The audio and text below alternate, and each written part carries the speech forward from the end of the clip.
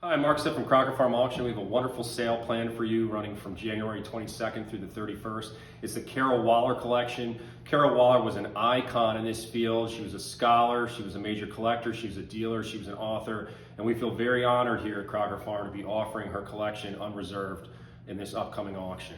Starting off the sale, we have a couple fabulous pieces of distinctive decorated redware from Tennessee. Carole was from Knoxville. Her real passion was Tennessee pottery, and she was an incredible wealth of information in that field. This was the first piece that she ever bought of any import of Tennessee redware. It was made by the Kane family in Sullivan County sometime in the early to mid second, third quarter 19th century.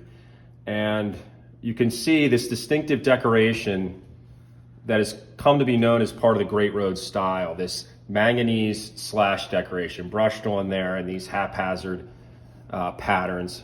Very distinctive and very striking, almost has a modern art kind of feel to it, despite being made by potters in the back country. This form is exceptionally rare, this vertical handle form. I mean, it almost looks like a vase. You could even call it a vase if you want to. Typically you'll see, and we'll show on some jars later, the more horizontal strap handles that were done in that region. This piece is also noteworthy for its C in lead glaze on the bottom. That looks just like a little error maybe by the potter, maybe he dipped it and he accidentally rubbed his finger here, but there are actually a few other pieces documented that have that same C for Kane in glaze on the bottom. Really special piece. She used this on the cover of her website, I remember back in the day. And it's just one of the standouts in her collection, one of the standouts of Kane pottery in general. Another piece, possibly Kane family, very rare double-handled jug form. You can see again those distinctive manganese slashes all over it under a clear lead glaze. Delicate thin strap handles. She bought this example from Don Walters too. So not only is it unusual in that it has two handles applied to it, but also this ovoid form. It's exceptionally ovoid. You can see just how round it is. That's unusual for the region as well. Beautiful condition, remarkably retains both its handles. Another highlight from her collection. Here's a fabulous piece. This is one of the top lots in the entire sale. A piece of great importance from a folk art perspective as well as an historical perspective. There's a related jug missing the handle in Colonial Williamsburg. This was made by J.A. Roberts in Cookeville, Tennessee. That's in Putnam County. And you can see this large size maker's mark, J.A. Roberts, Cookeville Pottery 10. It even says 25 cents, which is very interesting, and pressed on the side. But what really makes this piece stand out is this inscription on the back for Frederick Douglass, the great abolitionist. It says, "The H-O-N on Fred Douglass," incised here. And this was probably made in 1895. In fact, we have another piece here by the same potter bearing the date 1895, showing that that was the time period in which he potted. And he even potted into the early 20th century. But this pretty clearly was made to commemorate Frederick Douglass's death. It's a really remarkable example of pottery. You can see the sculpting is very refined. We have these lifelike depressions here, creating the structure of the human face, a spout on the front and reverse in the typical harvest jug or field jug form, and a rustic handle.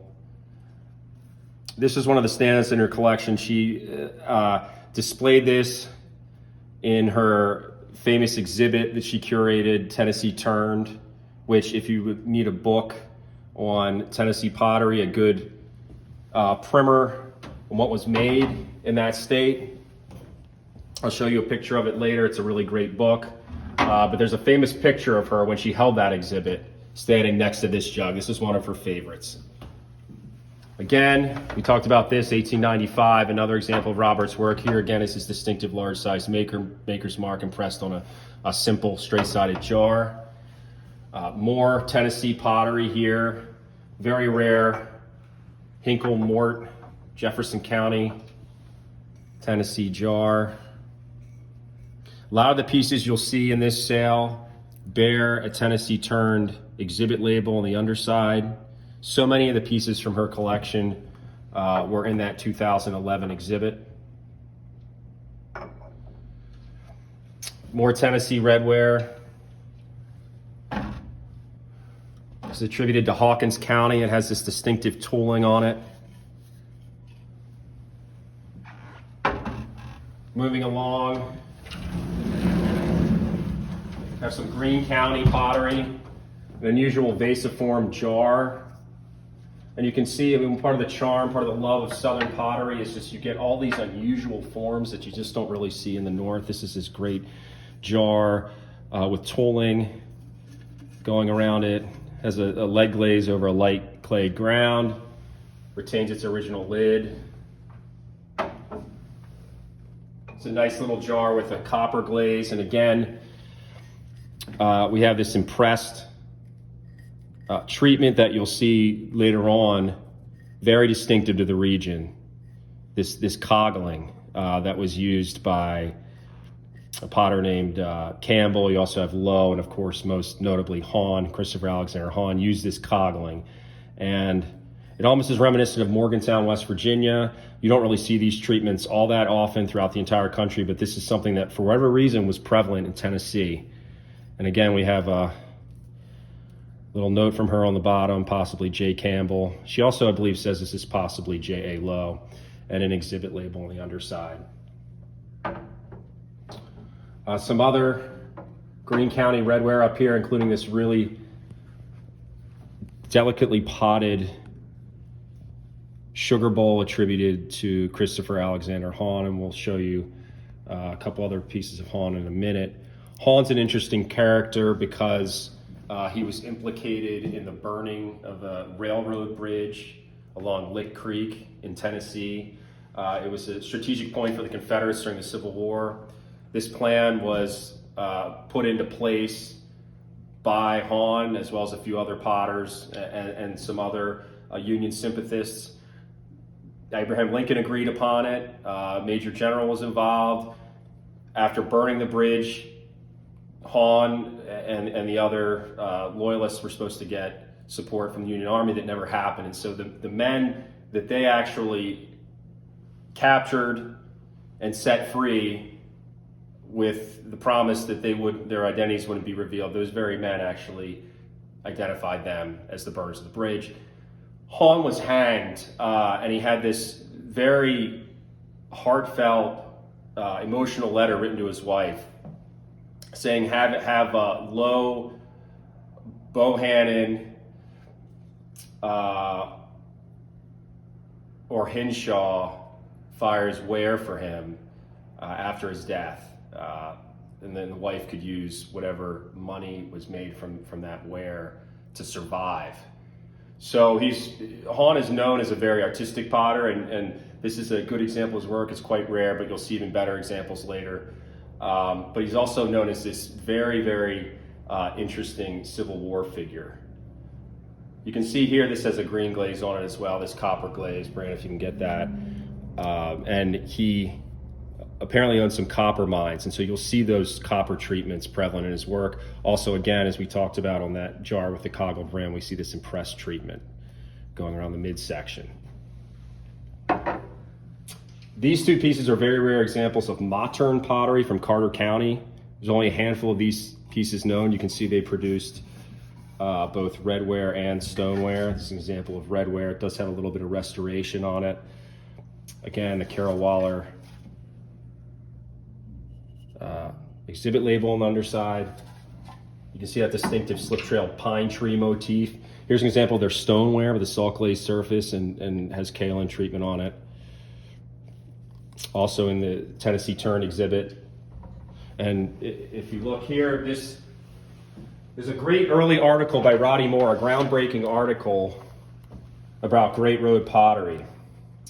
And right here we have that very jar. This is an early example of the magazine Antiques. This is actually from 1983. And you can see in unrestored condition. It has some flaws here that have since been fixed, but interesting early documentation of this jar. Moving along, we have another fabulous example of Han's redware. And again, we have this very striking, prolific use of copper. In this case, it's splashed on over an orange clay ground, and so you have these dramatic streaks. Very thin-walled, very delicately potted. You can see this really exemplifies his proficiency not only as a decorator, but also as a potter. And it has one of the most extraordinary handles that I've seen on a piece of redware. And thankfully, a large portion of this handle survived. You can see just how wide it is, how many ribs are involved. It really is a beautiful piece. And it's a survivor. You can see it has some condition issues. It has this loss to the handle. Of course, there's some flaking and cracks, which you see a lot on Southern redware. But she thought enough of this as an artistic object that she included it on the cover of her exhibit catalog of Tennessee Turned. And so this is a cover piece from her exhibit. Down here we have more Tennessee redware, and you can see these handle forms. And again, I talked earlier about the cane jar with the vertical handles. These horizontal straps are what you're going to see for the most part on the jars from this state.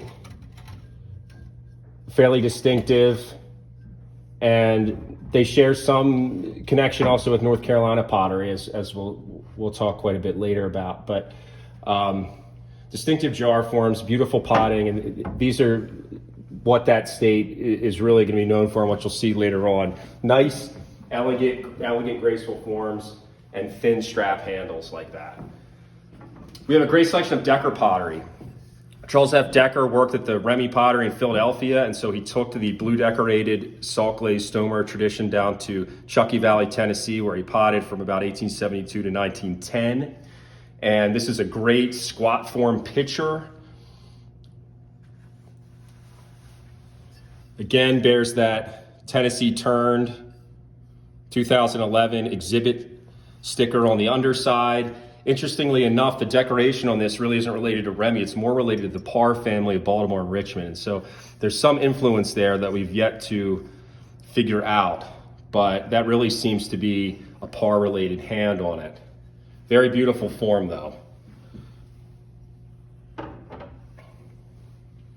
It's a small pitcher. I believe she called this a lighthouse form pitcher. Interesting tankard form with a taper to it. Cobalt around the top. Again, another Decker piece.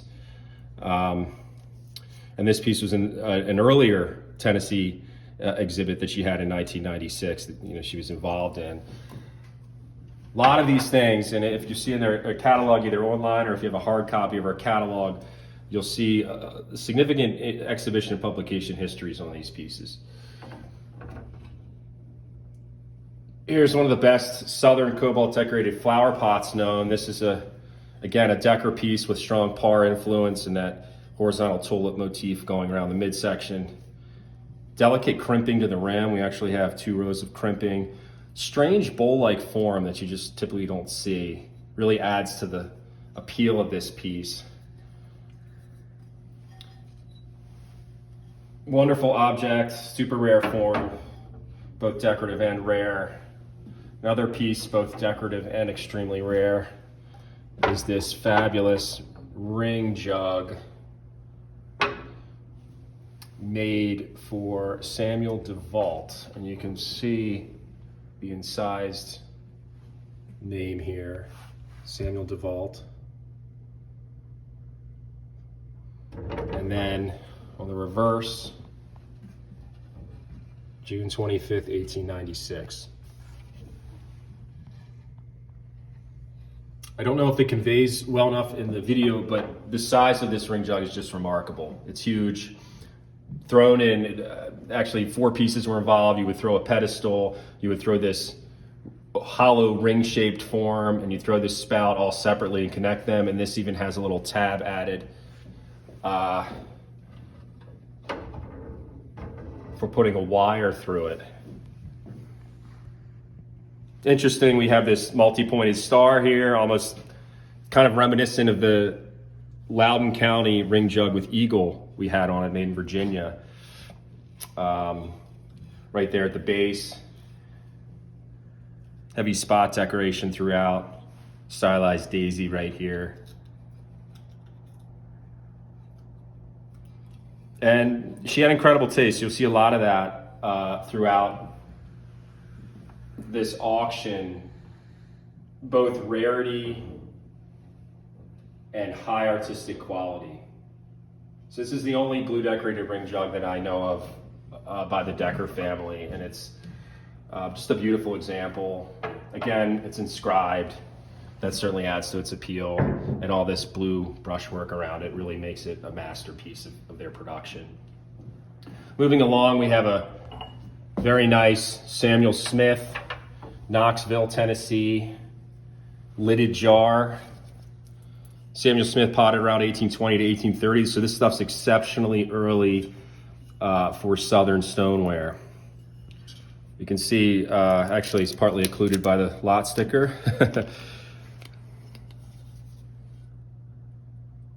That's Smith Maker's Mark, very distinctive, impressed on the underside. And then its original lid, which is remarkable, and we're talking about a 200-year-old lid here that's included. Smith did not use cobalt decoration.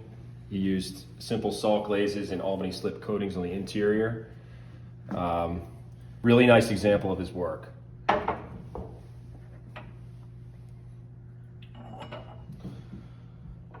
So Carole bought a lot of things that she liked made outside of the South.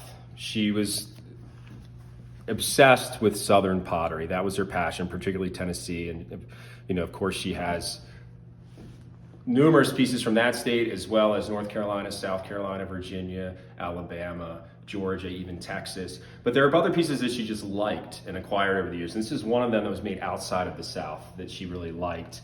And that is this fantastic presentation jug made by G&A Black of Somerset County, Pennsylvania. Beautiful, distinctive, hoof-shaped floral motifs on the sides. Exceptionally rare form for the Black brothers. In fact, this is the first decorated jug that we've seen by the Blacks, and is particularly well decorated and is an extraordinary size. And also, it has a name inscribed at the base, likely the person for whom it was made. Just a fabulous example of Western Pennsylvania pottery that will be included in this sale. She was also very interested in a potter named William Grinstaff. And this is one example of his work that we'll be selling. And he potted in Knox County as well as in Blount County during different time periods.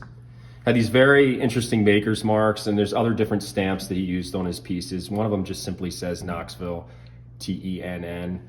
But you can see this maker's mark with a reverse G, very folky, very different. This N is kind of abstract. This is the only sugar bowl known made by William Grinstaff. Has some delicate potting, remarkably retains its original open handles. Very cool piece by one of the key potters from Wahler's state. Another piece here is a pitcher with incised initials on it by an as yet identified potter, or possibly the person for whom it was made. Another piece is this presentation Wooten flower pot. This says for Hattie Halperson, which we, in our research, we found that that's actually a misspelling of her name. Manufactured by J.R. Wooten. This family went back and forth between Virginia and Tennessee. This is one of their Tennessee products. August 12th, 1890. A lot of her pieces will have this type of thing inside of it, a correspondence, some kind of note, some kind of information that she had with it. We've really tried to convey that in the catalog. And we really appreciate the support we've gotten for the catalog. We've gotten a lot of great feedback on how we presented this sale and sort of giving it the flavor of Carole as far as the in-depth research and provenance and all those sort of details that she associated with her pieces. So Thank you for that, everyone. The rare pitcher with the TBL Maker's Mark for Thomas B. Love. You don't see this Maker's Mark very often. Desirable pitcher form and small size. Here's another piece. One of the more interesting pieces in this auction is a real document in clay. It says wood hauler, to burn wood, Crocs.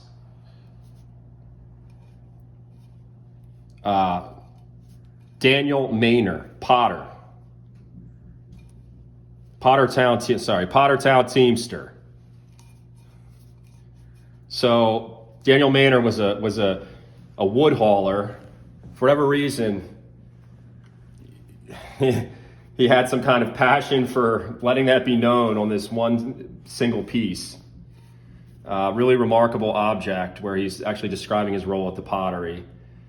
And you have these, like I said, you know, the interesting inscriptions on it kind of immortalize him as a figure that otherwise may have gone unnoticed at this shop. But yeah, again, wood hauler to burn Crocs, and then it says wood hauler again.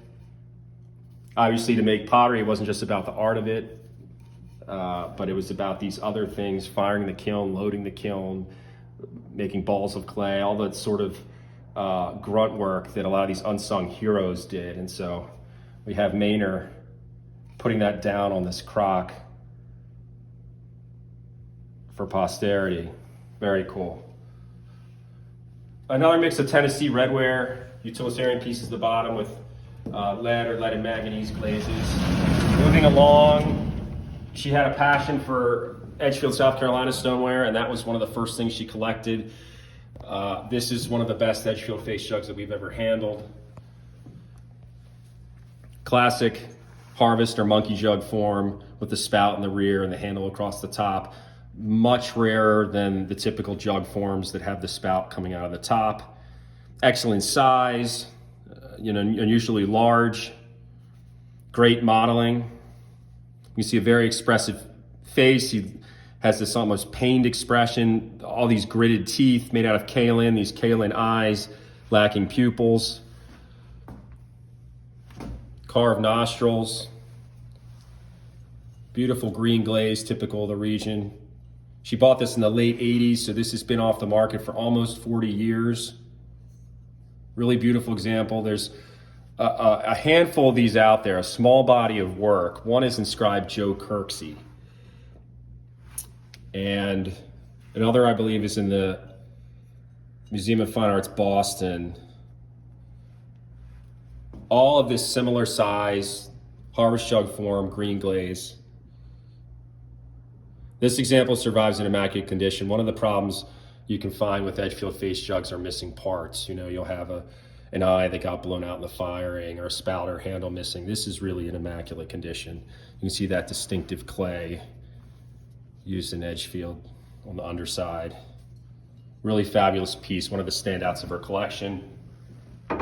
Another great Edgefield object is this two-color slip pitcher made by Thomas Chandler, probably while working at Phoenix Factory. Drape and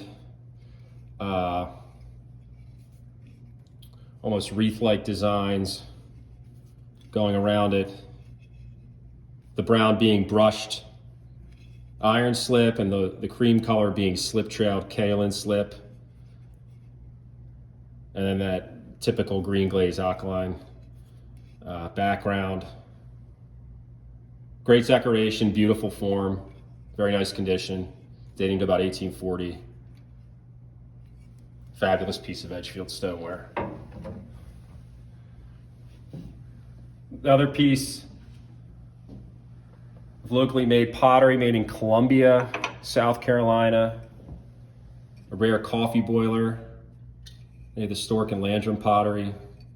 Unusual two-tone glaze. We have this lighter colored alkaline glaze at the top and then a brown dip using an Albany slip type glaze at the bottom, retaining its original lid.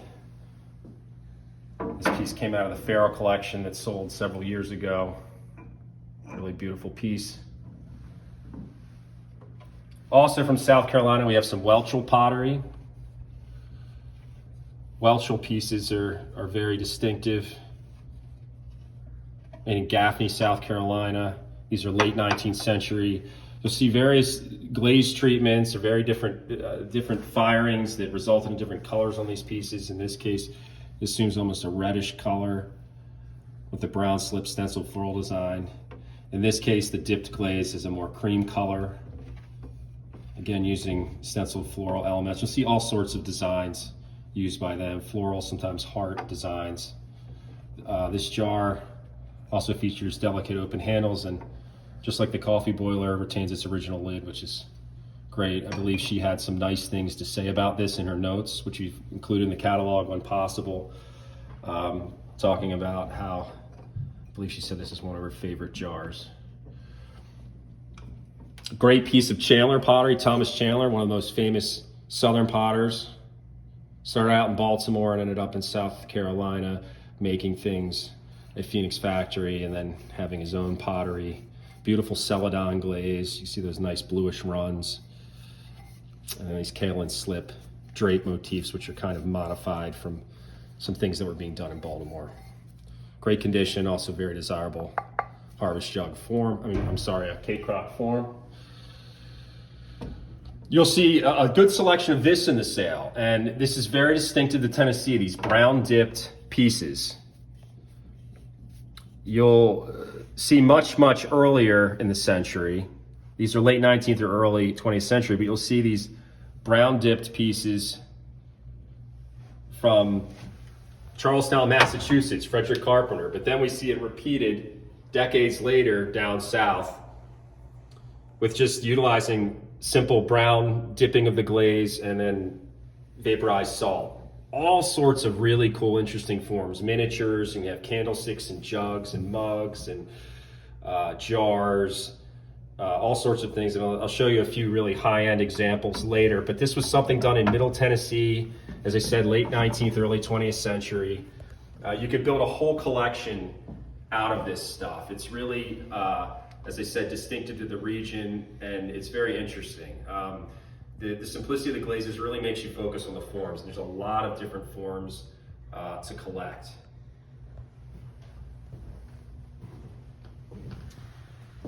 Up in this case, we have some great examples of Southern pottery from North Carolina and Georgia. This is a Silas Watkins jug. Silas Watkins unfortunately died sometime in his early 20s. And he was a Guilford County, North Carolina potter, like his father, Henry Watkins, and we'll show you another great piece of Watkins family pottery in a little bit. But you can see this ill-fated potter really had an ability as a craftsman. This heavy tooling at the shoulder, heavy tooling base, these aren't necessary to make a jug, and yet he really focused on the artistic quality of his work. Heavily ribbed handle and size sine wave decoration. Carole found this in the deep south, and I believe she said something like she took it for a Watkins and showed it to a few experts, Hal and Eleanor Pugh, and they agreed. Watkins family work, they were Quaker potters down in North Carolina during the mid 19th century. There's just not much from that Quaker tradition known. So this is an important example of a potter's work who did not live very long, and therefore there's very few examples known. This piece was made later, closer to 1900. This family's still potting today. This is a Bill Ewell, Georgia face jug, Albany slip glazed stoneware, great face, distinctive to those face jugs produced by the Ewells and Fergusons. You'll see this head atop a pretty well-defined neck. And the potter has formed this mandible here and the chin here to really delineate the shape, the anatomy of the human head. Balls of clay form the eyes. Very rare piece. This is pictured in Burrison's book, Brothers in Clay. Certainly one of the better more famous Georgia-made face jugs known. Deaccessioned years ago by Mesda and acquired by Wahler is this very nice Alamance County sugar jar. Petite size, very unusual double dipped treatment here you just don't see, but these arched motifs are distinctive to the Loy and Albright families dating to the late 18th century. This one dates further into the 19th century. Beautiful piece of redware. It's a Nathan Dix redware pitcher Carole acquired from our auction several years ago. A late 19th century North Carolina potter, and you can see how forms like this and glaze treatments like this would kind of meld into the art pottery that various families were making in Seagrove decades later. Beautiful spotted treatment, just a simple lead glaze, creating that olive and orange ground, and then incised sine wave around the midsection. It's a great piece of Alabama pottery. Carole acquired this from Don Walters decades ago. You can see this piece is really replete with impressed designs. This chain link motif with cross hatching around the shoulder. These S-shaped motifs below and at the midsection. Nice vertical handled form. Delicate potting. Dating sometime to the third quarter of the 19th century. You even have impressed decoration on the handles. Really beautiful piece. And like so many of these pieces, as I said, you'll find these little treasures, these little hidden things inside of jars. We have here the 1989 bill of sale from Don Walters to Carole. Meticulous in her record keeping for sure, and it was really a joy to go through all that while we're cataloging this. This is one of her prized possessions, a fabulous Texas-made pitcher by John Leopard of Rusk County. About 1875. Beautiful piece. You can see the decorative power of this piece, the way that this brown slip assumes this metallic red color. I talked earlier about how some of the Tennessee redware has almost a modern feel. This certainly has a modern feel to it. Alkaline glazed stoneware, but this slip treatment really makes this piece stand out as a highly expressive work of art. There's even a little bit of rutile on the rim and a lot of rutile on the interior. Now this is a piece that she acquired at Georgiana Greer's sale at Harbor Brook Galleries in New York. And this is a letter that's actually never mailed to Georgiana Greer by Carole. And Carole was a huge fan of Greer and her research and her taste. It's dated March 30th, 1990. And she talks all about studying and collecting pottery and how to go about collecting pottery. And it's odd she never sent it, but we have this really interesting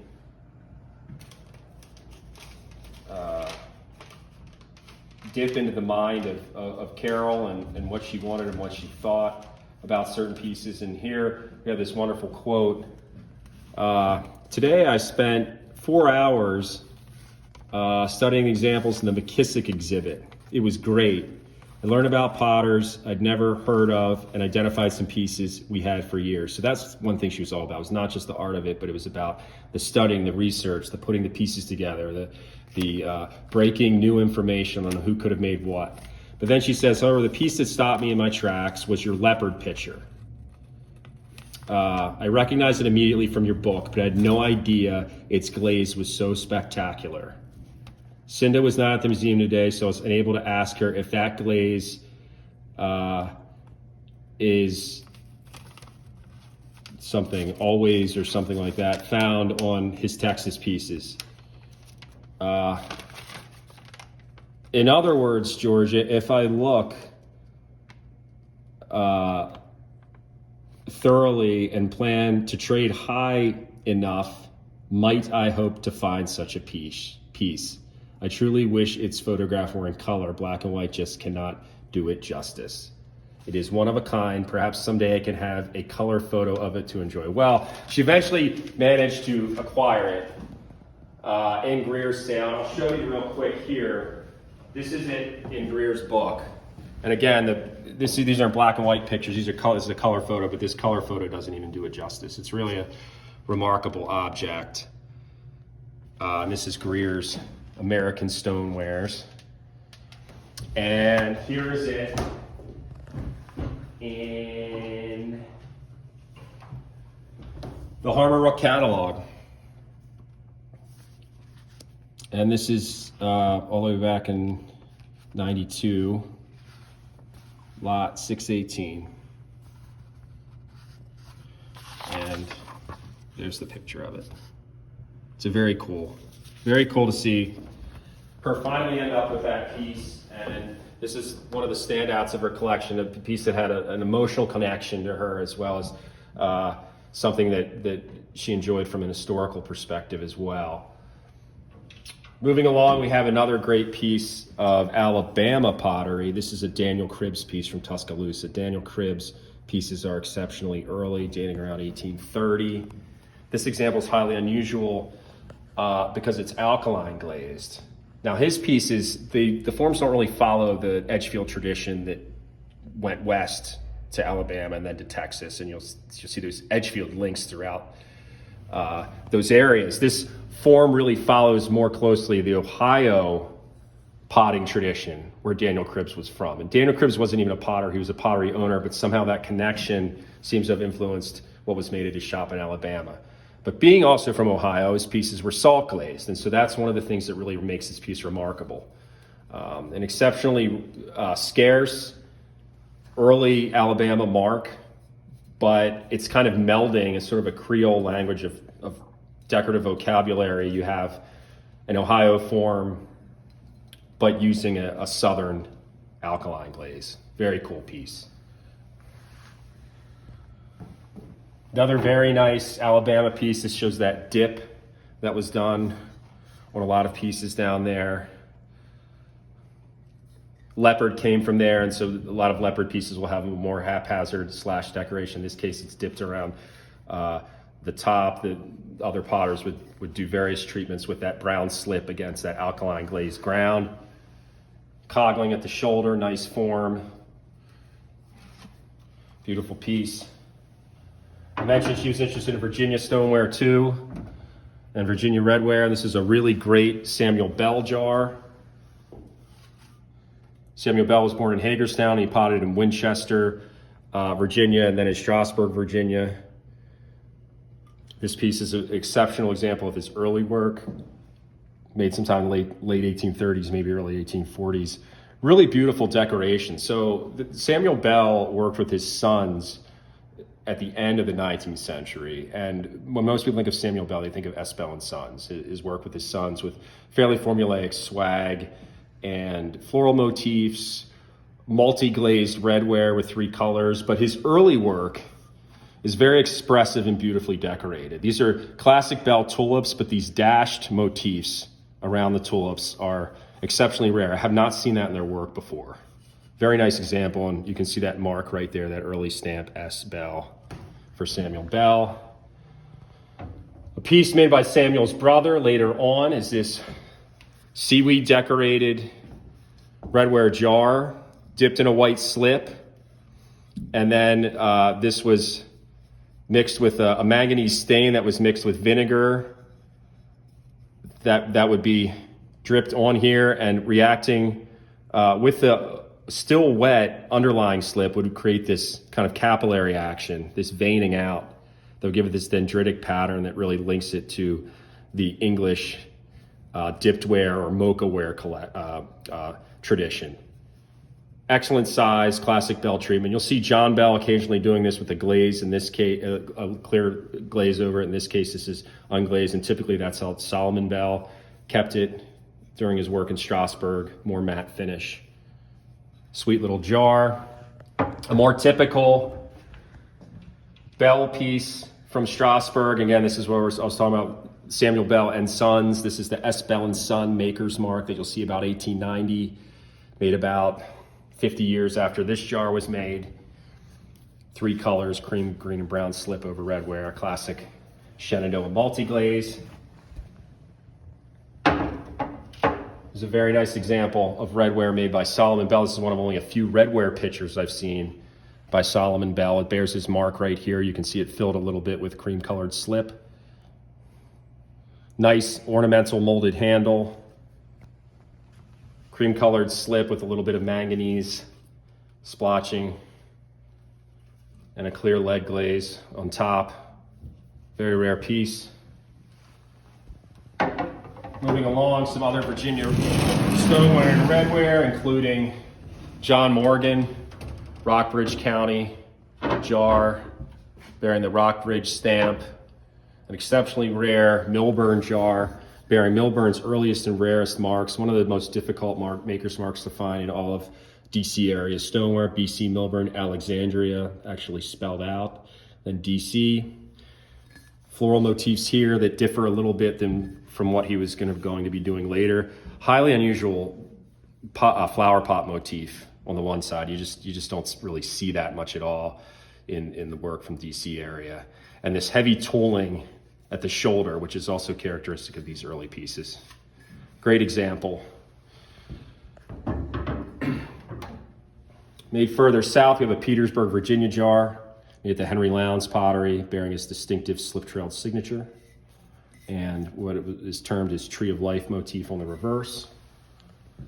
Some Rockingham County, Virginia redware, a nice Bacher redware jar bearing his inscription on the underside, Anthony W. Bacher. This was made in Winchester, possibly Thurmont, Maryland, by the Bavarian-born master potter Anthony Wise Bacher. A late piece of Shenandoah redware bearing the Winchester VA mark. This stamp was used by Theodore Fleet at the Round Hill Pottery, Frederick County, Virginia, sometime around 1930. Really cool piece that harkens back to the huge production of flower pots in Strasbourg about 40 years prior, utilizing some of those elements at the rim as well. Another piece of Winchester potteries, a rare Smith County, Virginia jar. Pieces made in Smith County have this distinctive coloration, this yellowish ground with copper and manganese over top of it. There's not a whole lot of these known. You can see this was exhibited as well in Carole's Tennessee Turn exhibit, 2011. There's a pair of vases with molded handles attributed to Emanuel Suter in Harrisonburg, Virginia. More Tennessee redware, an interesting jar inscribed WA for William Amos, presumably. Baltimore potter, sweet little size. Again, branching out further north from the south, we have a Pennsylvania redware goose figure that rattles. Manganese decorated, part of that Pennsylvania German animal figure tradition. An exceptionally rare cup. It's made in Charlestown, Massachusetts, has the distinctive coloration and slip decoration you'd associate with pieces made up that way. Get a picture of the inside, you can see that modeling. Exceptionally rare. I mean, this could be mid-18th century. I wouldn't expect it to date any later than the late 18th century. Very nice cup form with slip decoration. And most pieces that were made in Charlestown, 18th century redware objects, they're found fragmented in archaeological excavations. So to have an intact piece, we were very excited to see this in her collection. Great piece of Nathaniel Rochester redware from New York State. You see that lead glaze background with the olive and orange modeling, but then we have this bold application of slip, 3 colored slip treatments done in a line. Presumably you put 3 different colors in a cup or in 3 separate cups and then just trailed them one after the other. A cream colored slip, a copper slip, and a manganese slip. Very distinctive, this potter. Not many pictures known at all in Rochester's work. Some other various redware, primarily Northeastern, including a rare Bristol County pitcher with nice combing. A few English pieces of slipware. Moving on, a nice Ohio canning jar made out of stoneware with white over brown slip. Some other various pieces, including a Monmouth cow made in Illinois. English combware platter. Some B.B. Craig face jugs from the 20th century. Some swirlware from the 20th century dating first 30 years or so of the 20th century. Some Jugtown and related wares from the 20th century, North Carolina. Some other pieces of North Carolina pottery, including some nice Hilton pieces with hand brush decorations. This owl piece is pretty sweet. And Edwin Menner's rooster up here. An unusual brown pottery North Carolina harvest jug with unusual slip decoration. As I mentioned before, one of Carole's great interests was Edgefield, South Carolina pottery, and she actually acquired a lot of that before she bought much of her Tennessee stoneware and redware. She has a couple great Dave jugs here. We have one bearing a fairly early date for this potter. So Dave was born about 1800, and there are a couple pieces bearing 1820s dates that are attributed to his hand. And then we have this piece with an 1836 date. And Dave's work goes all the way into 1860s with inscriptions and dates up until that point. So you're talking, it's quite amazing. I mean, nearly 45 years of inscribed work by this potter. In this case, this date really helps us lock down when it was made, and it was actually made shortly into a transition in ownership of the Pottersville pottery. This is when he was still active at Pottersville, which is likely the site where he learned to pot, and has this beautiful light colored glaze that's more typical of his early work. Fairly uniform color, kind of a gray-green alkaline glaze. The date reads 17th October 1836. We have 3 slashes, which is something that he would keep for years, denoting 3 gallons. And then this obscure single slash, which is sort of a prototype hallmark to what he would eventually put on his pieces, which are typically 2 slash marks or a horseshoe or an X. Those are the typical things that you'll see. And I think this single slash is sort of because he was just starting to kind of develop those markings, and it hadn't really taken full form yet, because you typically don't just see a single slash there. But what's interesting is I have these 2 pieces together because it really highlights distinctive Dave traits. This X decorated jug with a darker glaze, a dark brown alkaline glaze, was made roughly 2 decades later, mid 1850s, maybe even around closer to 1860. And you can see there are some subtle differences, but there's also a lot of similarities. The throw lines are visible. A lot of his earlier work, you'll see less visible throw lines. This example, you actually do see the throw lines. That distinctive 2-tiered spout that he did. This example has a little more prominent depression at the base of the handle. But they have these really impressive expressive forms that are associated with Dave, this highly ovoid form that you don't always see from other potters from the region. In this case, we have the incised X hallmark that he's used here, which you'll find on a lot of his work, particularly later pieces. And then he's still doing that 3 slash thing, that incised slash mark denoting gallonage. So roughly 20 years apart, but we're still seeing those tick marks. Very cool. Really nice pairing here Same gallonage, but again, different glaze treatments, different time periods. One's inscribed and one's not. This is a particularly special piece because of that early date. There's not a whole lot of 1830s Daves known. One of the standouts from our collection, one of the very best pieces, is this phenomenal Thomas Owenby Union District, South Carolina jug. It's a very famous Greer piece. You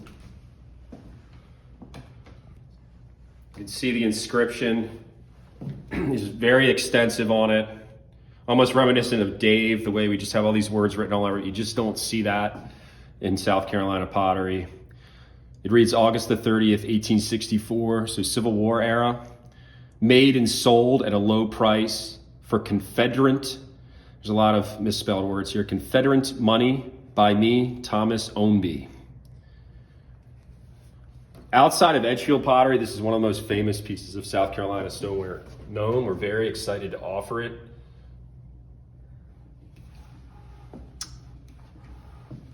The inscription is really telling us something. So it's always fun, it's always exciting to have a piece that is more than just a work of art, but it tells a story. It says something about what was going on in America at the time. And in this case, Owenby is sort of poking fun at the value of the Confederate dollar at that point, towards the end of the Civil War, when the Confederate dollar wasn't really worth anything.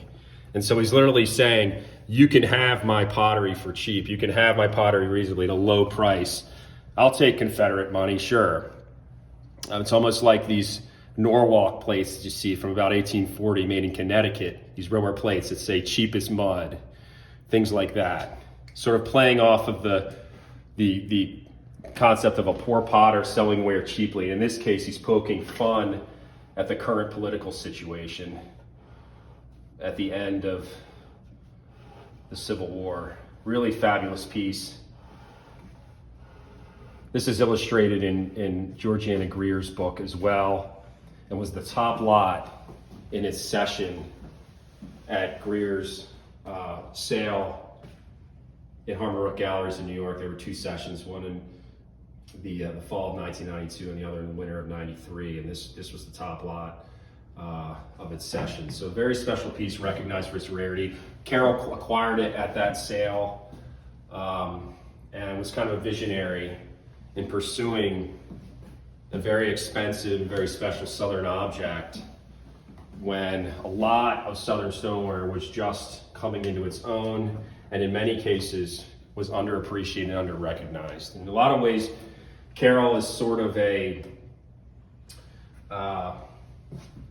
second Georgiana Greer, if you will, in her efforts of putting Southern stoneware and redware on the map. So we really appreciate her contributions there.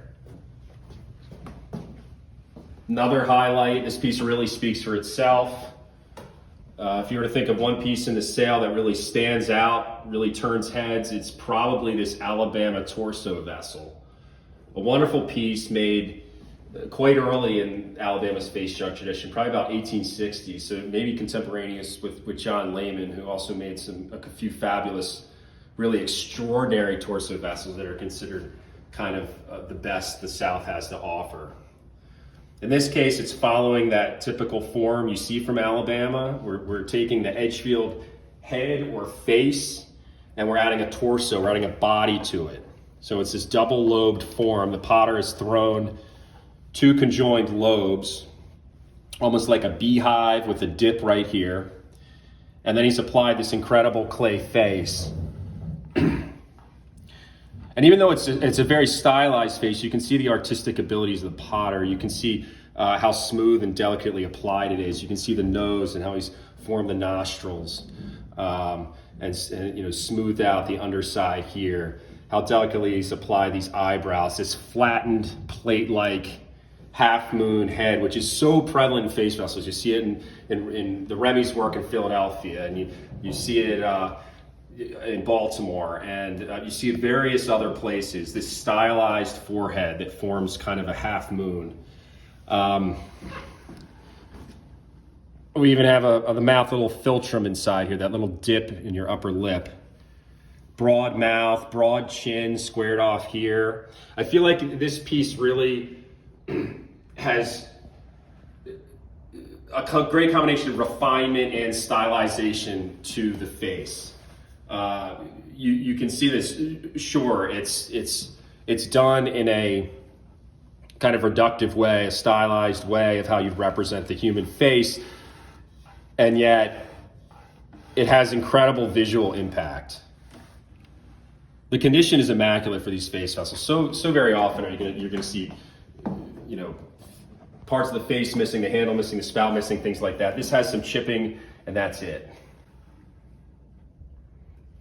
And it was owned by a triumvirate of leading Southern pottery collectors in Tony Shank, Priya Harmon, and then Carole Wahler.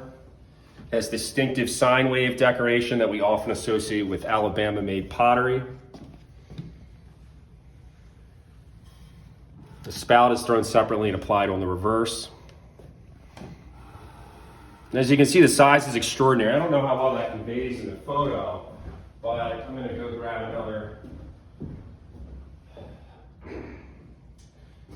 the old Edgefield face jug I just showed you, and this is large. This is large for an Edgefield face jug, and you can see just how big it is compared to that. It's just amazing. I mean, you're talking maybe 3 gallons, something like that. Really special piece.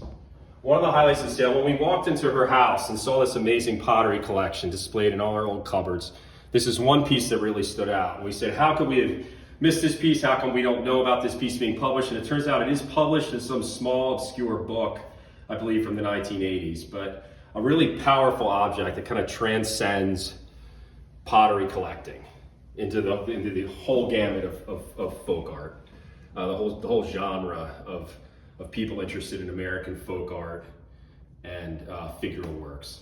Very excited to offer that. Here's a great example of Phoenix Factory pottery. Again, we have that use of brushed iron slip shell kaolin slip, like the picture I showed you earlier in the case.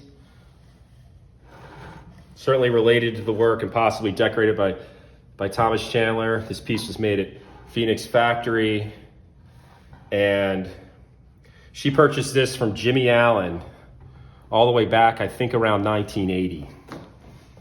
We have slash marks, much like Dave did, denoting 5 gallons. Really wonderful decoration with extensive coverage on the front. Fantastic example. It's been off the market for over 40 years. Excited to offer that in this sale. Moving on, we have a great selection of ovoid pieces from Tennessee and one from North Carolina. This is the example from North Carolina made by Henry Watkins. I showed the Silas Watkins piece earlier. These guys potted in Guilford County, North Carolina in the mid-1800s. Henry unfortunately outlived his son. You see the mark on the bottom, Henry Watkins, in the date 1852, and she acquired this at our auction, I think sometime around 2012.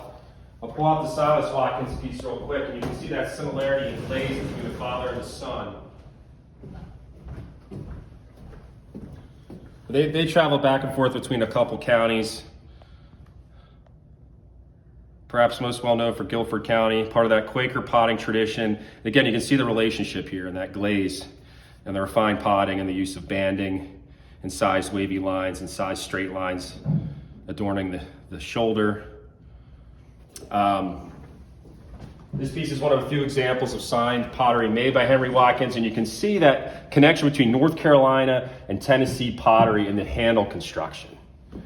And these handle constructions were even used well into the 20th century by North Carolina potters, that thin strap. And we can compare it here to a great example of Christopher Alexander Han pottery. He was the Union sympathist bridge burner in Greene County, Tennessee. Again, burned the bridge along Lick Creek and was hanged for that. I talked a little bit about how he was a potter of great historical significance as well as artistic significance. This is another powerful example of his work. You can see how he would throw these graceful forms. It's really hard to imagine something like this was just made for utility to store foodstuffs or whatever in, because it's just very, very delicate classical form potting and incredibly delicate handles. He probably produced pieces with arguably the most delicately formed handles you'll see in American redware. These handles remarkably are intact. You can see how they actually stand off the body of the vessel. A little more delicately done than you'll see on Watkins work from North Carolina. Depressed terminals, and as we'll see in a second, sometimes they'll do more than just a little thumbprint there. But again, he had access to copper with his copper mines, and so this uses that copper decoration. And we have orange spotting showing through from the clay below. There's a rare example of Han's sign work. A long time ago in the video, maybe half hour plus ago, we talked about coggling and how they would do these coggled treatments around the top. In this case, Han used it as a form of signature. And you can actually see it here. It's very difficult to see, but it's H, and there's an upside down A, and then there's a U and an N. And then we have a crosshatch pattern, which is similar to some of the motifs on that Lowe or Campbell small jar that I showed before. But again, a distinctive regional treatment. Again, beautiful handle construction, and instead of just impressing his thumb here, he's done all these asterisk impressions around the handles. We also talked regionally for these pieces. Haphazard, extravagant brushwork was one of the decorative treatments that were used on these jars. And this is a really nice example of that. Han has just taken a brush, dipped it in manganese, and just gone over this heavily with these curved stripes. And there's a great one that may still be on display at Mazda that has a cream glaze and a really beautiful green line going around in kind of a circular fashion that Han did. And so this is the man he was. You can tell, you know, obviously there's very little recorded about this man, but what we do know is that he was a true artist and that he cared about making something that was beautiful and not just functional. This actually has one of the old receipts in the side as well from 1990. She paid $2,075 for it at a Powell auction in Powell, Tennessee. One of Carole's most treasured objects is this John Floyd cooler. John Floyd was an itinerant potter born in Virginia that worked at the Graves Pottery in Tennessee. Here's his inscription on the reverse. June 30th, 1857, made by John Floyd, Knox County, Tennessee. Remarkably, this has a Corlear's Hook inspired Manhattan design. So this is made 50 to 65 or so years after a lot of that heavily incised Corlear's Hook pottery was being made. This would be like decorating something the way you would decorate things your grandfather would make. This is like the black and white film of the DVD nowadays for pottery, and yet it's still being used. It's remarkable. And so there's possible connections, maybe because Floyd was born in Virginia, with John Morgan, who was apparently from Corlear's Hook, New York, and possibly David Morgan's brother. There's different theories on that. But John Morgan did highly Manhattan-inspired designs on his Rockbridge County, Virginia stoneware. And so there may be a link there. As far as Floyd's work goes, this is his masterwork. This is the best piece known by this potter. Not only does it have remarkable decoration, but an elaborate signature, but it's a cooler with a graceful open handle form, a well-defined bung hole that's actually separately thrown and applied like a jug spout, and it even retains its original domed lid. And again, Carole with her, we have some note-taking here from her, talking about Tom Porter, the owner of Garth's auction, where she acquired it. And she was trying to track down the family that owned this after she bought it, but she bought this all the way back in 1984. Here's her original Garth's receipt.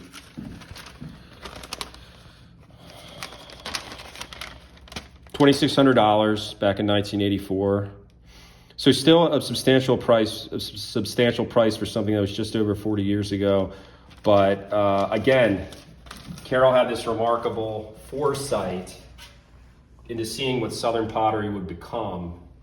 And she picked a real remarkable example with this one, a keystone piece, a Rosetta Stone piece, if you will, of Tennessee pottery. We're very excited to offer it this sale.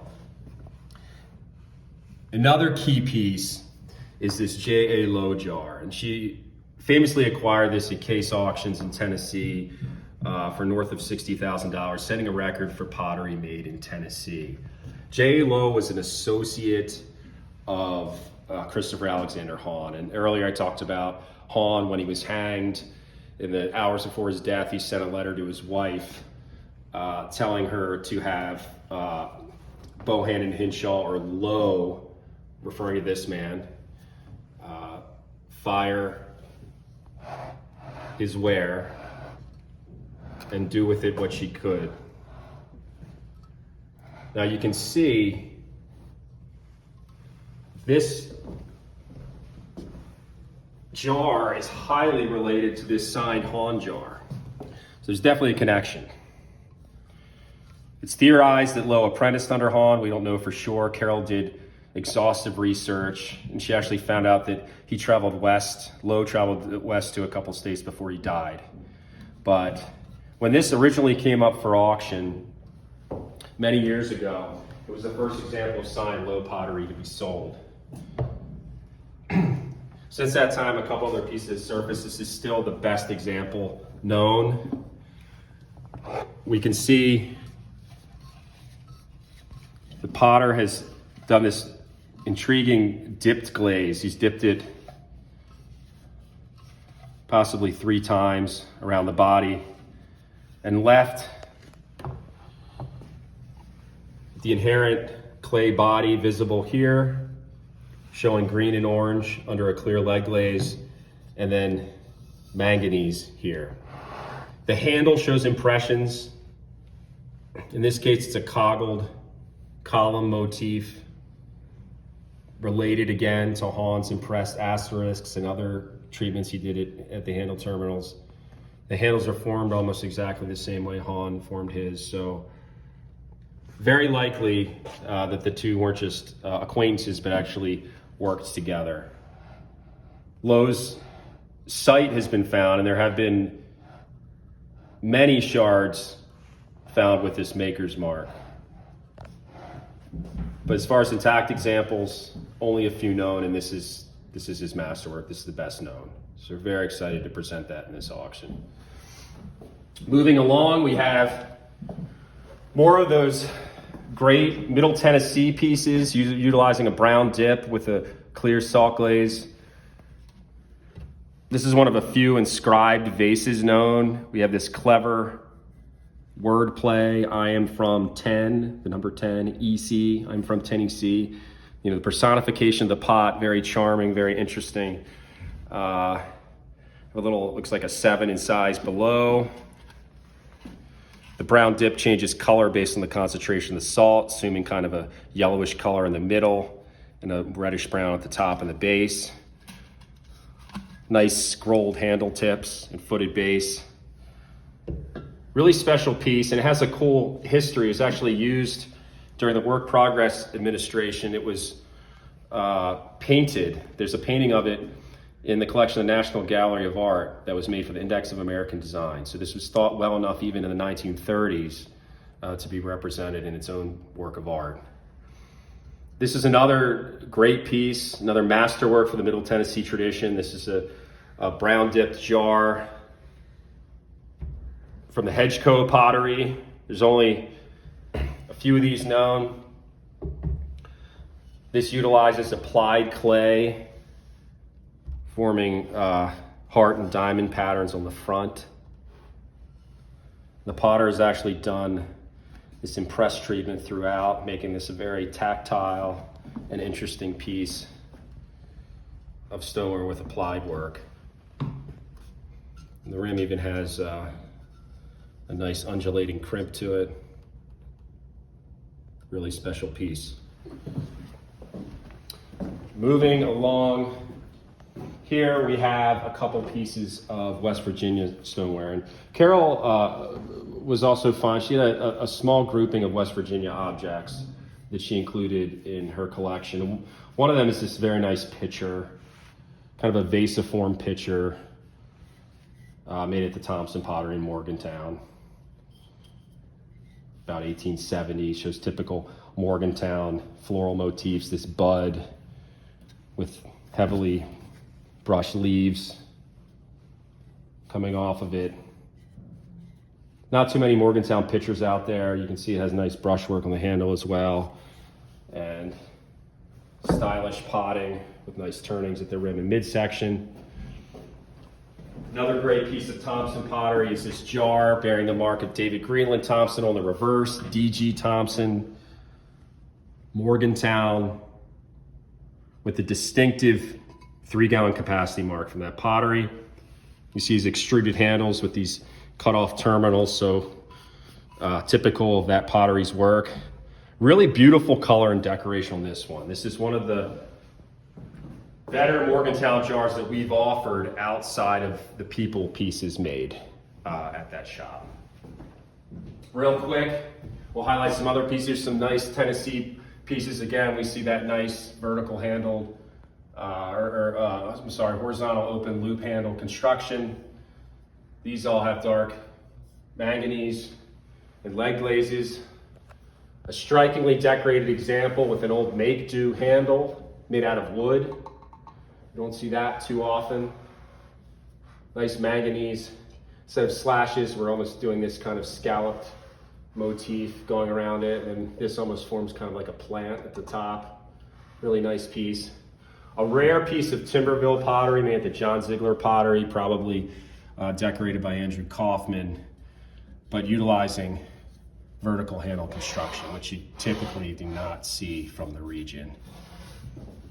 Rare piece of Knoxville, Tennessee decorated stoneware showing a strong Beaver, Pennsylvania influence, bearing the stamp Weaver and OBR. It's a misspelling here. Knoxville, Tennessee. This is one of only a couple decorated pieces known from this pottery. And again, we have the Tennessee Turned 2011 exhibit sticker. Nice A. Keister, Adam Keister pitcher from Strasburg, Virginia, about 1850, showing those boldly brushed tulips, so typical of that pottery's work. Great Tennessee jar here, attributed to Kane pottery. A nice Betcham jug. Here you can see the lightly impressed maker's mark here. CJB for Columbus Jackson Betcham. A Penland jar from Buncombe County, North Carolina. Again, you see the shelf is kind of showing the diversity of her collection. She was into all kinds of Southern makers. A nice jar, probably Virginia, Hinkle Spiegel pottery. A pitcher that's possibly Northeastern, possibly Connecticut. She had a strong feeling it was a John Floyd from Tennessee, but that's open to debate. Some other pieces, including a Middle Tennessee jug and a nice Columbia, South Carolina Stork and Landrum pottery jar with original lid and a beautifully decorated churn by the Deckers of Truckee Valley, Tennessee, also bearing the Tennessee Turn exhibit.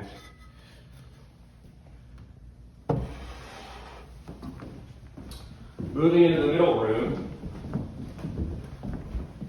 a great example of West Virginia stoneware. This might be the most important piece of West Virginia stoneware we've ever offered. This has an incised Federal Eagle on it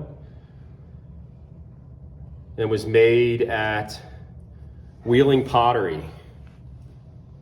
There's that exceptionally rare circa 1817 stamp of a partnership between the Ohio potter Marsilliot, Baltimore trained potter John Miller, and a mysterious man named Green, possibly, but we aren't sure, related to Branch Green.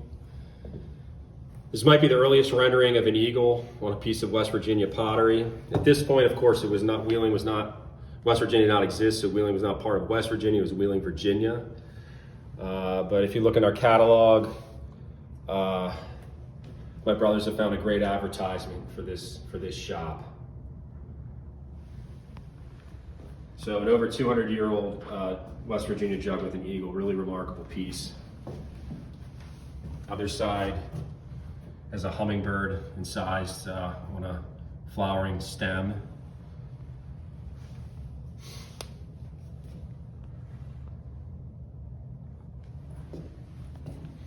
We have a great slip decorated Southeastern Pennsylvania redware charger. See, it has this very delicate thin walled construction. Unusual 4-color slip decoration. We have cream, we have manganese, we have copper, and then we even have this yellow slip at the shoulder. Pennsylvania German inscription around here. Really nice tulip decoration in the center. Beautiful piece. She thought it might be by John Leidy. We could find no specific maker to connect it to, but it's certainly an object that stands on its own artistic merit. Really beautiful example showing typical Pennsylvania German decorative influences. And proving that pottery is timeless. We have a jar that was made 100 or more years after that in the art pottery tradition of Jugtown, North Carolina. See the mark right here, Jugtown ware with a jug, featuring the beautiful Chinese blue glaze that pottery has become known for. Really striking decoration, showing some of that dark red on one side and more of the blue on the other. And an interesting, kind of like a transitional piece in that it's utilizing what appears to be just a simple Albany slip glaze on the interior. Really beautiful jar or vase. A piece that was previously owned by Walter Himmelreich and sold at penny packers. Northeastern, U.S. origin, a big vase, remarkably retaining its original handles, featuring brushed foliate, floral, and incised wavy line treatments. Great size, very rare form for stoneware. You just don't see that often from this period, produced in the 19th century. You'll see things like large vases and all as we get in those art pottery periods of the 20th century, but to have something 19th century in stoneware of that form, quite unusual. Beautiful jar attributed to Trapp and Chandler pottery from Edgefield, South Carolina, showing bold iron slip decoration against an alkaline glazed ground. Another Chandler piece showing a drape decoration. An earlier Robert Mathis piece from Pottersville showing that M stamp that's attributed to Mathis, as well as impressed 3 vertical slashes indicating 5 gallons. Really, really nice form. Not unlike the Harry jar we sold in that flattened handle construction made at the same site. Nice early Edgefield jar. Moving over to this wall, a nice Chandler Edgefield broken stem floral jar featuring iron slip decoration on a gray-green alkaline ground. A J.P. Bodie Maker incised jar features this pottery's very rare incised signature from the shop in Kirksey's Crossroads, Edgefield District, South Carolina. You see J.P. Bodie make. 4 on the reverse, and this is X-Farrell collection. A beautiful Jacob Eichelberger jar from Talladega County, Alabama. This is one of the best sine wave decorated pieces that I've seen from Alabama. You can see just how expressive it is in its use of this combed stylus, forming these undulating lines all the way around the shoulder, crisscrossing, and then we have straight banding separating all these treatments done throughout. A real masterwork of that decorative element,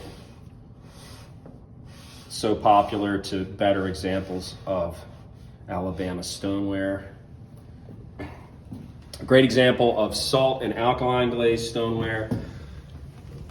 This is one of the more expressive examples of salt glazed stoneware from Alabama. Punch work all throughout the upper 60% of the vessel. And the handle has a nice applied spur. C.T. Brown was a potter that never owned his own shop, but according to Joey Brackner, who's the leading authority on Alabama stoneware, he worked at a number of different shops and rock mills. Great signature there, done with this stippled incising. Exterior features a heavy salt glaze, and interestingly, the interior features an alkaline glaze. You don't typically see that melding of these two glazes on the same piece. Real masterwork of that later 19th century salt glaze tradition in Alabama. A delicately potted jar, possibly a sugar jar, made in Alabama, showing not just incised combing, but also impressed decoration. You see all these impressed leaves going around the body. Beautiful potting, nice vertical handles, extraordinary condition, and even retains its original lid. We have this dental cogling around the border of the lid, wavy incised lines, and the potter's even thrown the lid with this raised rim and then pinched it in to form this kind of crimped, almost like a flower blossom pattern. Really incredible piece in form and decoration. This is definitely one of the best pieces of Alabama utilitarian stoneware that we have offered before, outside of face vessels, of course. Wonderful piece. Moving along, a mix of pottery, mostly from Tennessee. Again, we have those brown dipped Middle Tennessee pieces, this really interesting vase with its applied studs. An unusual Grinstaff piece showing an impressed date, 1872, a 1 gallon capacity mark. A rare Albany slip glazed William Grinstaff pitcher. Scarce mark and very difficult form to find for this potter. A nice Greene County jar, but done in salt glazed stoneware. You can see this relates to Han's work and the form and the handle construction.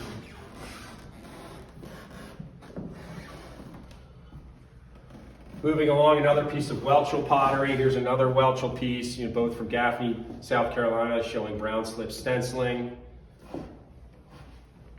An Edgefield District jar attributed to potter George Fletcher. A great pitcher attributed to Thomas Owenby. We saw his masterwork in there, the Confederate money jug. This is a pitcher made by him, showing scalloped combing and horizontal combing around the shoulder.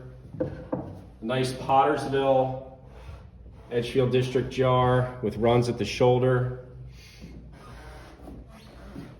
A nice Columbia, South Carolina jug. A Daniel Siegel jug from Vail, North Carolina, about 1840.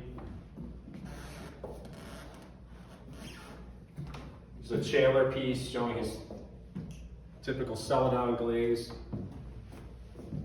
Some nice North Carolina stoneware, both alkaline and salt glaze. This is probably a Craven family piece. Really showcases the runs that all the collectors enjoy in that family's work.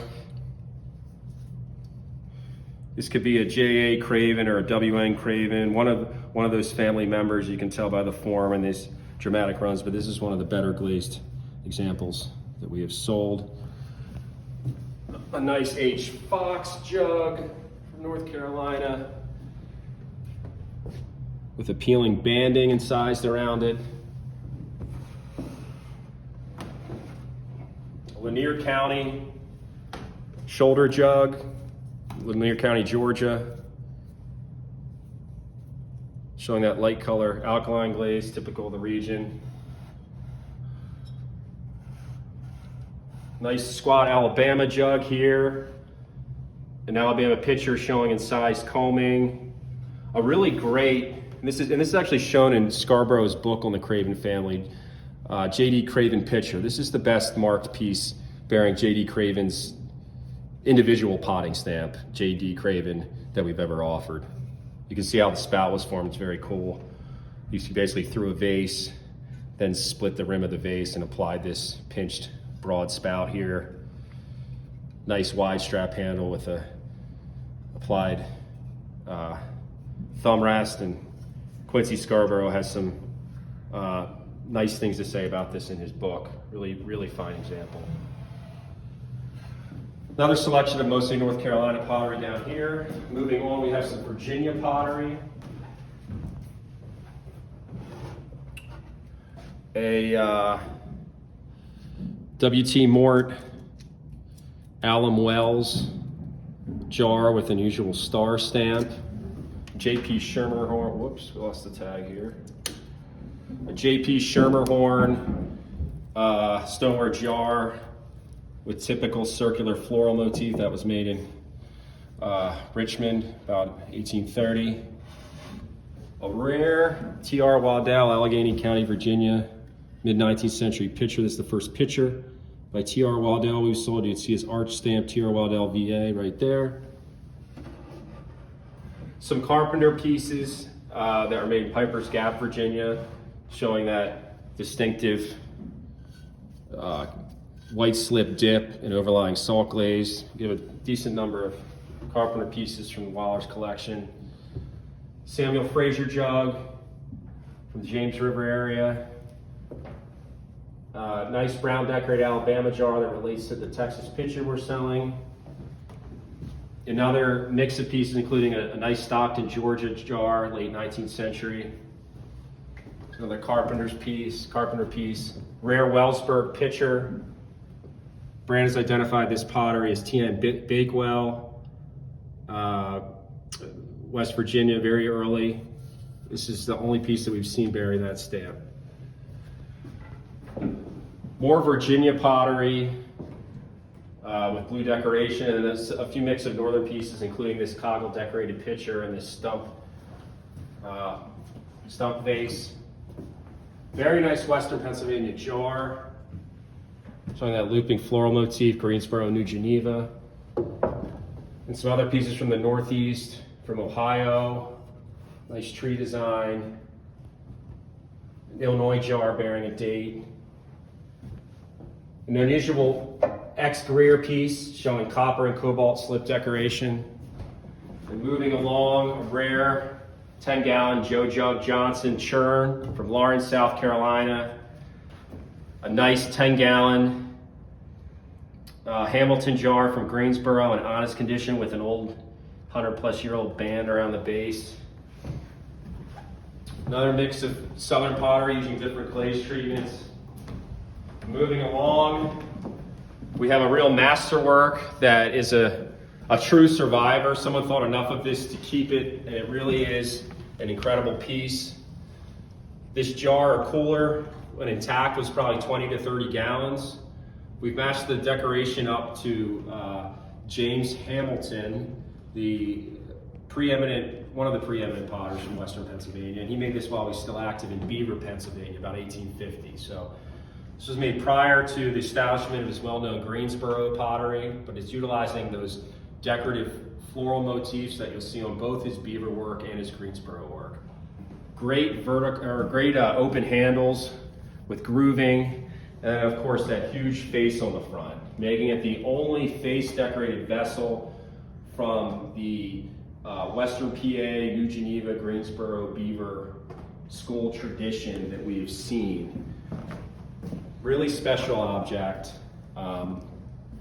You can see how well the eyes are done with all these little eyelashes, coleslaw applied on the eyebrows. Just a very special piece. And again, it speaks to Carole's interest. When she saw something that she loved, she acquired it. And she didn't care about condition. And her fascination with face vessels, I'm sure, drew her to this object, even though it was made outside of the South. So last but not least, we're going to focus in on this great Daniel Siegel jar. Daniel Siegel was a master potter from Vail, North Carolina. This was made about 1840, and it features that four-handled construction. Of course, many of you will remember the great Dave jar that set a record for American pottery that had four handles. And when he and some other Edgefield potters, and then in this case, Daniel Siegel, a little bit north of North Carolina, would make jars of a certain large capacity, they would say it needed four handles for lifting. This may have preserved meat just like that Dave jar we sold, we'll never really know. This example's marked 15 for 15 gallons on one handle, and it bears Daniel Siegel's impressed maker's mark DS on the other handle. He was an incredibly proficient potter. You'll see his ovoid forms very gracefully done. He was a true master.